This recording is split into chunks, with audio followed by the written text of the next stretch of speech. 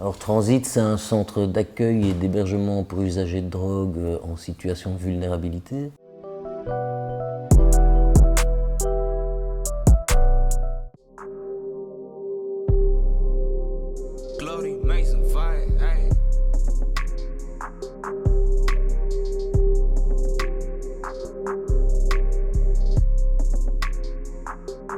Moi, quand j'ai lu cette phrase, en tout cas, la première chose qui m'est venue, c'est vrai que la nuit, c'est un peu le moment de prise de conscience qu'ils n'ont pas grand-chose et qu'ils sont privés d'un besoin déjà primaire qui est de dormir, en fait. Parce que dormir en rue, c'est super difficile dans le sens où, à tout moment, ils doivent garder leur sac dans les mains. Ils vont, quand même ici, on le remarque, quand ils viennent et qu'on essaie de les réveiller, ils ont ce réflexe de bouger le bras, de besoin de sécurité. Et du coup, je pense que la nuit, ça doit être un des moments les plus durs pour une personne qui est en rue, où en fait, elle se sent seule et juste sans repère. Et c'est le moment où ils viennent, par exemple, faire des demandes de nuit d'urgence ici. C'est à ce moment-là qu'on les voit. La précarité ou les situations de crise ne s'arrêtent pas à l'hiver. C'est vrai qu'en général, dans ce qui est véhiculé par les médias, on s'en soucie soudain au mois de janvier ou à la période de Noël, parce qu'il fait froid, parce qu'en plus c'est Noël, il y a la charité chrétienne, ce genre de choses qui revient en jeu.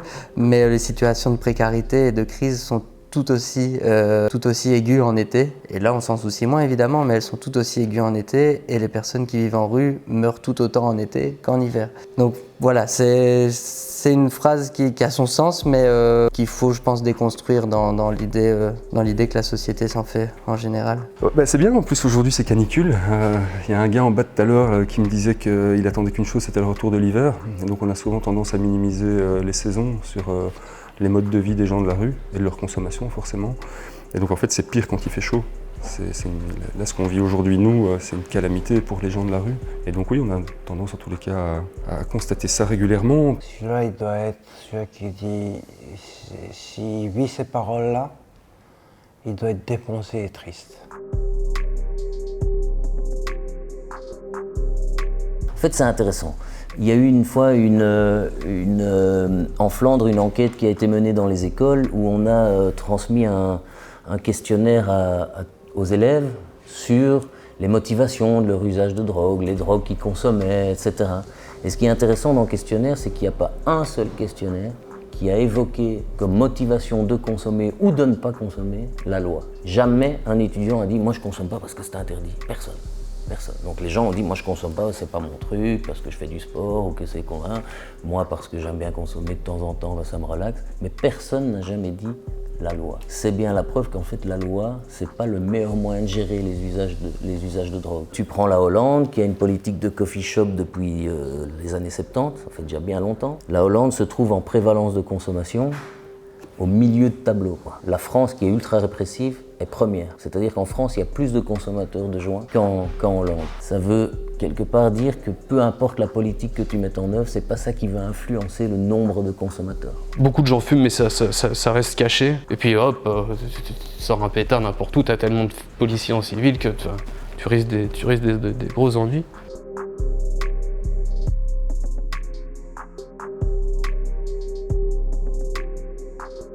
La dépendance, c'est vraiment pas quelque chose à prendre à la légère. Et une des drogues, je dis bien drogue, une des drogues qui rend le plus dépendant pour l'instant, qui cause beaucoup de ravages, qui est vraiment très dangereuse, qu'on voit ici, c'est l'alcool, plus qu'encore que l'héroïne. Parce qu'en période de sevrage, donc en période de manque, ce genre de choses, elle est vraiment dangereuse. Il y a vraiment un risque qui peut aller jusqu'à la mort. Donc c'est pas à prendre à la légère. Et c'est vrai qu'en général, quand vulgairement comme ça, dans des groupes de potes, on a tendance à dire « oh, je suis en manque, je tremble » et tout ça pour rire. En fait, on l'a jamais vécu. Nous, ici, on le voit. Et donc, c'est pas à prendre à la légère quelqu'un qui tremble parce qu'il a pas eu sa dose d'alcool matinale.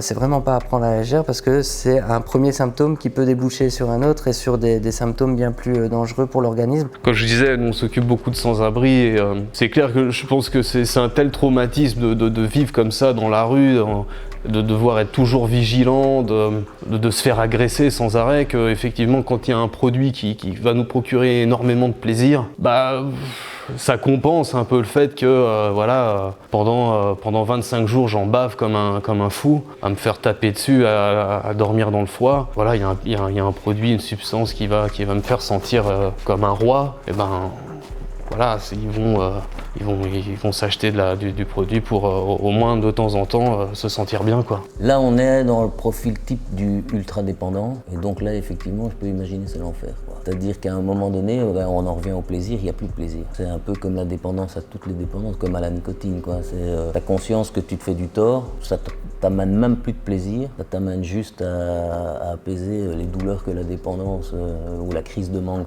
t'amène. Et donc là, par contre, t'as soit une volonté incroyable et une résistance à la douleur incroyable pour arrêter de manière, soit t'as intérêt à venir nous voir ou à te faire assister dans de l'aide. Et le but, c'est très compliqué la dépendance, quoi. C'est fait de chute, de rechute, de sortie, donc c'est compliqué. Là, effectivement, le gars, il consomme parce que son corps en a besoin, quoi. Moi, j'avais tout. J'étais chef d'entreprise, j'avais mes enfants, ma maison, ma maison, une maison de rêve, que tout le monde rêve d'avoir. Et je l'ai eu en travaillant. Et je ne sais pas pourquoi, le destin peut-être, il m'a quitté tout ça. Et quand j'ai trouvé la drogue, quand je la prends, je reviens. Je suis en train de revenir au passé et de vivre ces moments, la satisfaction que j'avais. Alors, moi je vivais au paradis, comme au paradis. D'un seul coup, ma vie a changé et je ne sais pas pourquoi. Alors, je me suis adressé à la drogue pour revenir, à chaque fois que je prends la drogue, pour revenir à vivre ce paradis. Le paradis pour moi, c'est le passé et pas le futur. Le futur, le paradis que je vis, c'est seulement quand je me drogue, je le cherche, je le trouve. Mais c'est quelques moments, c'est quelques instants. Alors après je reviens en l'enfer. Avant c'était le paradis naturel. Maintenant c'est un paradis artificiel et plein de problèmes. Avant c'était naturel. Maintenant c'est artificiel et c'est toxique. Et c'est mortel.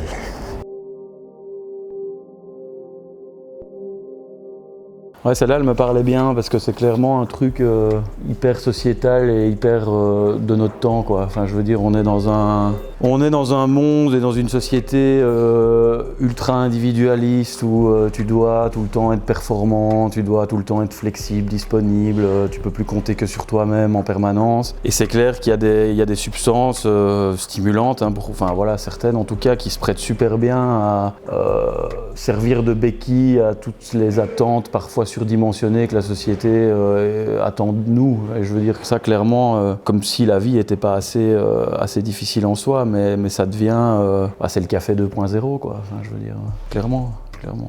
C'est vrai que si on arrive à bien s'intégrer dans le sens de la vie est assez torride, elle est assez speed. Si on profite bien de la vie, on n'a pas besoin de se foutre le nez dans la chenouf pour être dans le speed. Ça, c'est le fléau d'aujourd'hui, quoi. Ouais, nous, ils n'ont pas tellement le nez dans la blanche, c'est plutôt la blanche dans les veines. Encore un autre stade quand les gens arrivent ici. Le côté festif de certaines drogues, que ce soit de la cocaïne ou d'autres, a une sorte d'apparat pour une série de personnes dans la population, surtout les jeunes. Alors tant que ça reste festif, et l'idée c'est pas de banaliser le message, mais voilà, ça fait peut-être partie d'un processus. Le problème à un moment donné, c'est quand le festif devient habituel, régulier, et que le mode de consommation commence à prendre d'autres aspects, et c'est ça qu'on constate ici. On n'est plus sur la poudre dans le nez, c'est vraiment des recherches frénétiques de produits avec des consommations massives en injection, avec tous les aspects négatifs que ça peut avoir, et pour la personne, pour son entourage et la société, la santé publique. Donc oui, la coke, c'est vraiment ce qu'on voit le plus revenir dans les phases de consommation en injection des usagers qui fréquentent le centre. Ça cause pas mal de dégâts. Il y a effectivement la cocaïne, hein, qu'on peut sniffer, mais il y a celle aussi qu'on peut fumer, qu'on appelle le crack, et qui est quand même qui cause quand même pas mal de dégâts physiques dans ces relations sociales, ce genre de choses. Les personnes qu'on rencontre avec cette consommation ont quand même un discours qui est assez général. C'est comme une base, c'est qu'à un moment ils sont perdus. Ils savent même plus si c'est le jour ou la nuit, ils savent même plus quelle heure il est. Niveau spatio-temporel, ils sont complètement à côté, quoi. On est quand même dans une culture du culte de la performance. Hein. Tu dois être bon tous les jours au boulot, tu dois être bon dans ton sport que tu pratiques, tu dois être bon comme père, tu dois être bon comme mère, tu dois être bon pour l'éducation de tes gosses, tu cours tout le temps. Et donc je pense que quand tu as une société qui valorise tellement l'individualisme et les cultes de la performance, il ne faut pas s'étonner à un moment donné que les gens, parce qu'on n'est jamais que des humains et que le corps humain il a des limites, ils aillent chercher des produits pour dépasser ces limites. Quand on est dedans, on est après une prise, en tout cas de cocaïne, en tout cas d'après mon expérience de cocaïne, après une prise de cocaïne, on n'est pas aussi lucide à 100%. Et on reste un peu figé sur le produit. Donc alors tant qu'il y a le produit, on continue à le consommer. On se réveille, on continue à le consommer. Et au fur et à mesure, ça s'amplifie et ça déraille un peu dans la tête. On ne raisonne plus très bien. Alors, on prend l'habitude de se doper pour ne pas subir les périodes de descente ou de la semaine qui s'écoule par après la consommation du produit. La semaine où on ne se sent pas bien, on préfère l'avoir comme source de battement du cœur, vivre avec pour ne pas subir les effets secondaires de la prise du produit.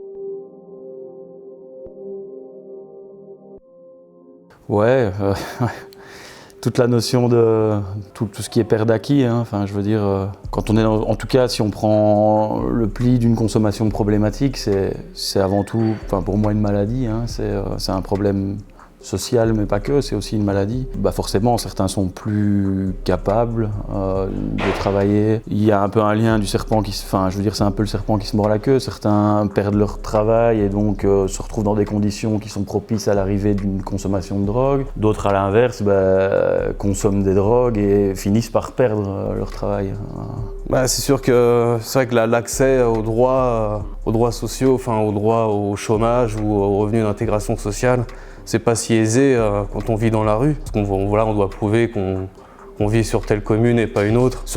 On nous demande, même les assistants sociaux nous demandent sur quel trottoir la personne dort pour savoir si il doit demander ses allocations à Scarbeck ou à XL ou à tel truc. Effectivement, la plupart du temps, ils s'arrangent entre potes, c'est des usagers revendeurs. Enfin, vous voyez, il y a toujours ce truc-là. Il y a des gens qui sont un peu plus usagers que revendeurs et d'autres un peu plus revendeurs qu'usagers, mais les gens se débrouillent comme ils peuvent, quoi. Où commence la dépendance à un produit? Moi, j'ai toujours pensé que la ligne rouge, le cri d'alarme, c'est à partir du moment où le produit va être privilégié sur toute autre chose. Donc, si je donne un exemple, là, dans ce cas-là, hein, je sais pas, moi, tu as un rendez-vous pour un emploi, qui est quand même fondamental si tu cherches depuis longtemps, mais tu as tellement envie de taffer ou de fumer un joint que puisque ton pote arrive, tu vas fumer le joint en sachant quand même qu'une fois que tu auras fumé, tu n'iras pas et tu te dis je vais quand même fumer, tant pis pour le... Là, je pense que c'est le déclencheur qui devrait se dire ok, j'ai peut-être du mal à gérer ma conso. La vraie question, c'est pas qu'il fume un joint, la vraie question c'est pourquoi il fume un joint. Il faut parfois penser à retourner l'axe, donc là,